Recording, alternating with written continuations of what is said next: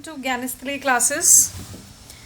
We are preparing for CTET paper 1 and paper 2.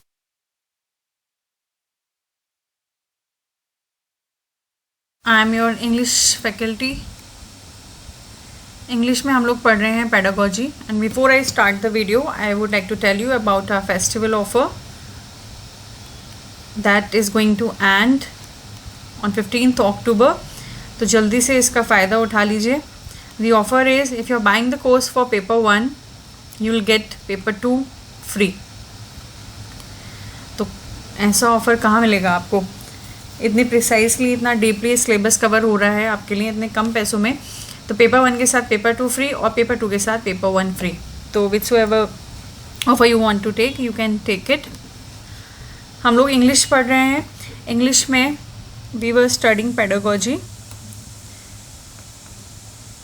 Pedagogy में एक topic जो हमने कवर किया है that was learning and acquisition. Along with that another topic we had also cover जो इसी का ही पार्ट है. इसमें हमने थियरीज भी देखी, कुछ साइकोलॉजिस्ट्स की, फिलोसफर्स की, और लर्निंग और एक्विजिशन को लेकर के उनका क्या पॉइंट ऑफ व्यू था हमने वो भी जाना. तो चलिए आज नया टॉपिक स्टार्ट करते हैं. आज का टॉपिक है हमारा principles of language and teaching. ये आपका सेकंड टॉपिक है सीटेट के सिलेबस में, लैंग्वेज पोर्शन में, जो 15 मार्क्स का है आपका. ठीक है, पेडागोजी का ये सेकंड टॉपिक है. This is topic number 2. So let us start. Principles of language and teaching. जो लैंग्वेज है और टीचिंग है, जो हम लैंग्वेज बच्चों को पढ़ा रहे हैं या बच्चा घर में भी जो लैंग्वेज सीखता है, तो उसके क्या क्या प्रिंसिपल्स हैं वो हम जानेंगे. All language learning involves the process of listening, speaking, reading and writing. ये पूरा एक टॉपिक है अलग से. इसमें बहुत प्रिसाइसली मैं आपको सारी चीज़ें समझाऊंगी, बट थोड़ा सा यहाँ पे अभी और समझा देती हूँ. क्या जो पूरा लैंग्वेज का लर्निंग का जो प्रोसेस है वो 4 चीज़ें इंक्लूड करता है. क्या? Listening, speaking, reading and writing. सुनना, बोलना, पढ़ पाना और लिखना. ये चारों प्रोसेस जो हैं कोई भी लैंग्वेज हो सबके लिए फॉलो होते हैं. तो आज हम पढ़ने वाले हैं कुछ प्रिंसिपल्स. देखते हैं. सबसे पहला जो प्रिंसिपल है आपका that is principal of motivation. Principle of motivation. जब भी हम बच्चों को बोलना सिखाते हैं, ठीक है, स्कूल में भी या घर पर भी, ये जितने भी प्रिंसिपल्स हैं ये स्कूल में, घर पर, हर जगह यहाँ पर ये एप्लीकेबल हैं. स्कूल में या फिर घर हो, कहीं भी हो, तो वहाँ पे क्या है, जो सबसे पहला प्रिंसिपल है वो है हमारा क्या? मोटिवेशन. उसको क्या करते हैं हम? मोटिवेट करते हैं, है ना. जब वो बोलना सीखता है हम बहुत खुश होते हैं, नए नए वर्ड्स बोलना सीखता है. जैसे स्कूल में भी सपोज़ अगर लैंग्वेज इंग्लिश की आपकी पीरियड है, इंग्लिश बच्चा पढ़ रहा है, तो आप उसको अगर आर्टिकल राइटिंग सिखा रहे हो, है ना, अगर आप उसको आर्टिकल राइटिंग सिखा रहे हैं तो आर्टिकल राइटिंग में जब वो खुद से अच्छे से एक प्रॉपर आर्टिकल लिख पाएगा, है ना, उसके अंदर अच्छे से उसने लैंग्वेज यूज़ की होगी, उसका ग्रामर भी अच्छा होगा, उसकी वोकैबुलरी भी अच्छी होगी, तो दैट इज़ व्हाट आप पढ़कर ऑब्वियसली खुश होंगे और उसको अच्छे मार्क्स देंगे. तो that is a motivation for a person and this is how we learn any language. दूसरा है इमिटेशन. दूसरा प्रिंसिपल क्या है? इमिटेशन है. जिस चीज़ के बारे में हमें नहीं पता, स्टार्टिंग में हम उसको क्या कर रहे होते हैं? इमिटेट ही कर रहे होते हैं, है ना. हम उसको इमिटेट ही कर रहे होते हैं. हम उसको बताते हैं बच्चे को कि this is cow, so he knows that this is a cow. हम उसको बताते हैं दिस इज़ एन एप्पल. अब तो वो क्या करेगा? वो इमिटेट करेगा, तो वो उसको दोबारा बोलता है दिस इज़ एन एप्पल, है ना. फिर उसको धीरे धीरे करके बोलते बोलते फिर उसकी चीज़ें और उसमें ऐड होती चली जाती हैं और अल्टीमेटली वो लैंग्वेज को लर्न कर लेता है. तो दूसरा प्रिंसिपल क्या है? इमिटेशन का. इमिटेशन मीन्स कॉपी करना. ठीक है. थर्ड प्रिंसिपल क्या है हमारा? थर्ड प्रिंसिपल है इंटरेस्ट. जब भी बच्चा लैंग्वेज सीखेगा तो उसके लिए उसके मन में क्या होना चाहिए? एक इंटरेस्ट होना चाहिए उसको सीखने के लिए. आप एक इंटरेस्ट क्रिएट करेंगे उसके अंदर जब आप उसको सिखाएंगे, है ना. उसको उसके बारे में नई नई चीज़ें या क्रिएटिव स्किल्स कुछ भी आप यूज़ कर सकते हैं, pictures, figures, anything. Now the internet is available, तो you can create an interest, है ना। आपके लेसन प्लान्स जो हैं वो थोड़े इंटरेस्टिंग हो सकते हैं, तो उससे क्या होगा, उसका एक इंटरेस्ट डेवलप होगा, तो इंटरेस्ट डेवलप होगा तो डेफिनेटली चीज़ें क्या हो जाएंगी, स्मूथ हो जाएंगी। फोर्थ पॉइंट इज कोरिलेशन, ठीक है। कोरिलेशन मतलब नॉलेज को कोरिलेट कर पाना। जैसे सपोज हम उसको कलर सिखाना चाहते हैं, अगर रेड कलर के बारे में अगर हम सिखाना चाहते हैं बच्चे को कि ये कलर है रेड, ठीक है, तो रेड कलर का हम उसको एप्पल भी दिखा सकते हैं, है ना। कोई कपड़ा भी हम उसको रेड कलर का दिखा सकते हैं, कोई अम्ब्रेला दिखा सकते हैं, समझ रहे हो आप। तो यहाँ पे क्या कर रहा है, कोरिलेशन। ऐसा नहीं है कि सिर्फ एप्पल ही रेड कलर का है, उसे अलग अलग चीज़ें दिखाएंगे, क्यों, क्योंकि यहाँ पे हम उसे कलर की नॉलेज दे रहे हैं। तो यहाँ पे क्या कर रहे हैं, हम चीज़ों को कोरिलेट कर रहे हैं। all these principles that we are learning right now will apply to the wider concept as well। बड़े कॉन्सेप्ट्स पे भी यही ही चीज़ें, यही प्रिंसिपल्स लगते हैं। फिफ्थ वन इज़ एक्यूरेसी, ठीक है। ऑब्वियसली आप जो भी चीज़ें उसको सिखा रहे हैं दैट शुड बी एक्यूरेट। ऐसा नहीं है आपने कुछ भी ऐसे ही रफली उसको सिखा दिया, that should be accurate. Purpose होना चाहिए जब भी आप, सबसे जो इम्पॉर्टेंट है ऑब्वियसली, बिना पर्पस के तो कोई चीज़ नहीं हो पाएगी। It should be goal directed, है ना। जब भी आप बच्चे को लैंग्वेज सिखाएंगे it should be having a purpose. Seventh one is language patterns as habits. जब बच्चा लैंग्वेज सीख रहा है तो धीरे धीरे उसका क्या होने लगेगी, एक हैबिट फॉर्मेशन होने लगेगी, है ना। जैसे एग्जाम्पल आप ले सकते हो, सुबह उठता है वो, तो आपने रोज़ उसको गुड मॉर्निंग बोला, उसे नहीं पता गुड मॉर्निंग क्या होता है। रोज़ आपको सुबह उठते ही जब वो सोकर उठ रहा है आपने उसको गुड मॉर्निंग बोला, तो कुछ टाइम बाद आप नोटिस करोगे जब वो सुबह उठेगा वो आपको गुड मॉर्निंग बोलना शुरू कर देगा। That is only language development and it is here the habit formation. एथ वन, ओरल अप्रोच, ठीक है। ओरल अप्रोच ऑब्वियसली जो मैंने आपको पढ़ाया है यहाँ पर क्या है, लिसनिंग, स्पीकिंग, ये क्या है, ये ओरल का ही पार्ट है ना। Ninth one, practice and drill. Practice and drill again, more and more you practice, more and more you are going to learn. जैसे स्कूल में बहुत ज़्यादा एम्फेसिस किया जाता है इंग्लिश स्पीकिंग पर, आप सभी टीचर्स हैं, आप सभी पढ़ाएंगे, आप बहुत ज़्यादा नोटिस करोगे कि आजकल जो हमारे स्कूल्स हैं सब में बहुत ज़्यादा एम्फेसिस है, बहुत ज़्यादा जोर जो दिया जा रहा है वो इंग्लिश स्पीकिंग पर ही दिया जा रहा है। Because English is a common language, उसका रीज़न भी है, ऐसे ही नहीं हो रहा है ना। कॉमन लैंग्वेज सभी जगह यूज़ होती है, हर जगह यूज़ होती है। तो इंग्लिश स्पीकिंग के लिए अगर आप उसको सिखाना चाहते हैं स्कूल में क्लास के अंदर, तो आप क्या करेंगे, एक रूल बना देते हैं कि सभी बच्चे इस क्लास में आज इंग्लिश में ही बात करेंगे, है ना। तो उससे क्या हो रहा है, यहाँ पर प्रैक्टिस हो रही है। और जब वो अगर गलतियाँ कर रहे हो तो आप उसको करेक्ट कर रहे हो, है ना।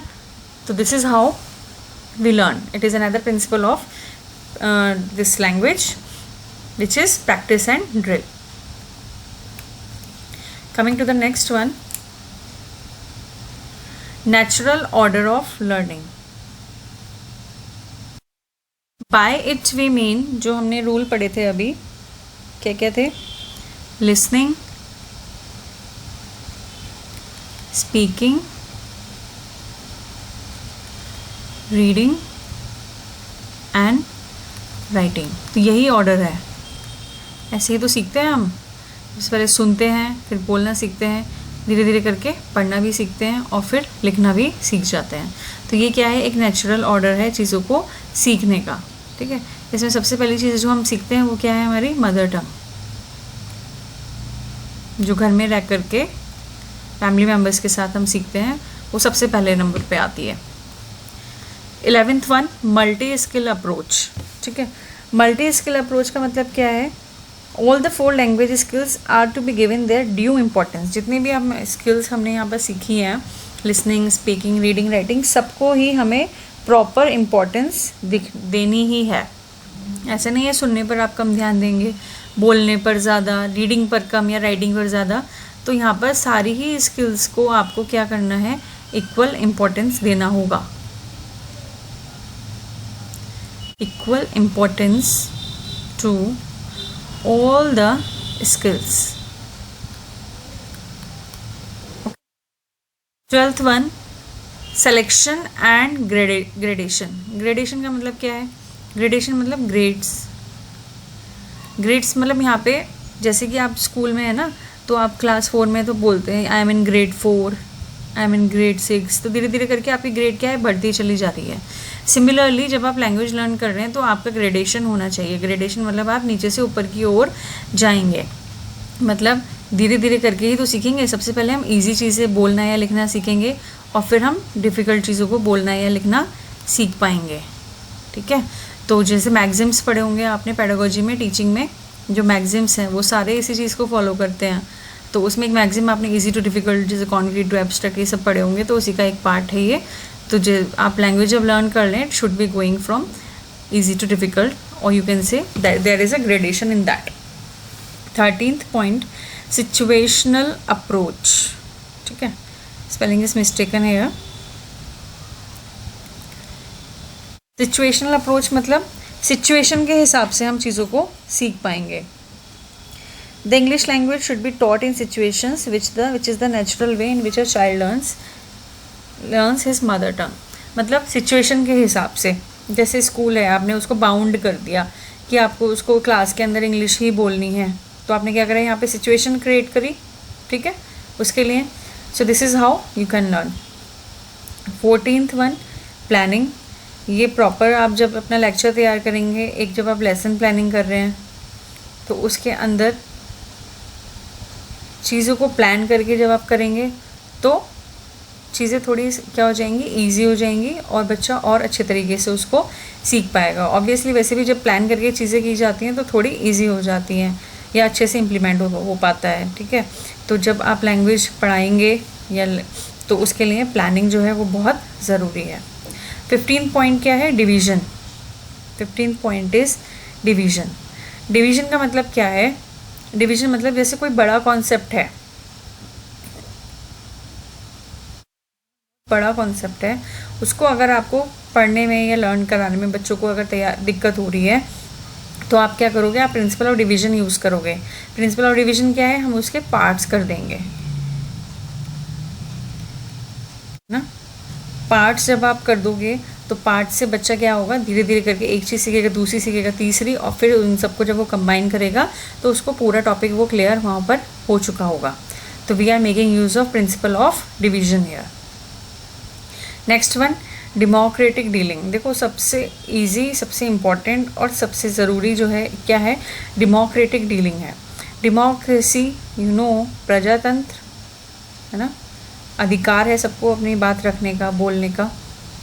We have right to speech ना, फंडामेंटल राइट है हमारा, राइट टू स्पीच। तो डेमोक्रेसी है आपके पास, आप कुछ भी बोल सकते हैं, अपने विचारों को व्यक्त कर सकते हैं। तो लैंग्वेज लर्निंग में जो प्रिंसिपल ऑफ डेमोक्रेटिक डीलिंग है वो बहुत मायने रखता है, बहुत इंपॉर्टेंस रखता है। क्यों? ऑब्वियसली जब आप अपने विचारों को व्यक्त कर पाएंगे तभी आप एक अच्छी लैंग्वेज को लर्न कर पाएंगे। तो यहाँ पे जितने भी प्रिंसिपल्स मैंने आपको पढ़ाए हैं सबका अपना अपना अलग रोल है और सभी बहुत ज़रूरी हैं, है ना। खाली ऐसा नहीं है कि इमिटेशन से ही आप लैंग्वेज को लर्न कर लोगे, खाली इमिटेट करके थोड़ी ना सीखोगे।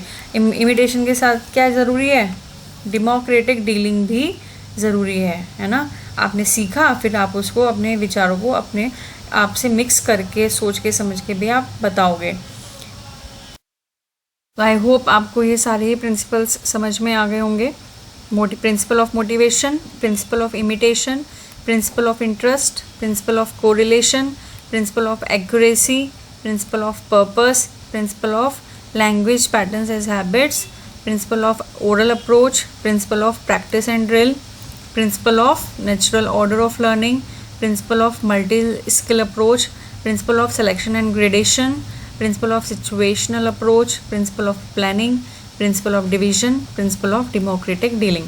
आपको रटने नहीं है सारे पॉइंट्स, बट आपको समझने हैं सब, आप सबको बारे में आपको पता होना चाहिए, ठीक है।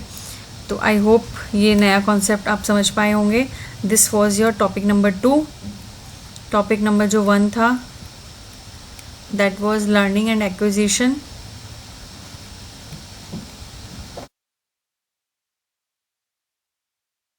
टॉपिक नंबर जो 2 है आपका दैट वॉज principles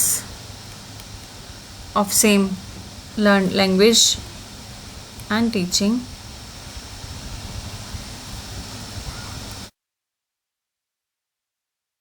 ठीक है, तो 2 कॉन्सेप्ट्स हमारे पूरे हो चुके हैं। आई होप आपको समझ आया होगा। अगर आपको समझ आया प्लीज़ वीडियो को लाइक कीजिएगा, बेल आइकन प्रेस करना ना भूलें so that you can know about the latest updates, as well as subscribe to our channel and be a part of Gyanasthali family so that you can crack your CTET as soon as possible and become a renowned teacher. Thank you and have a good day.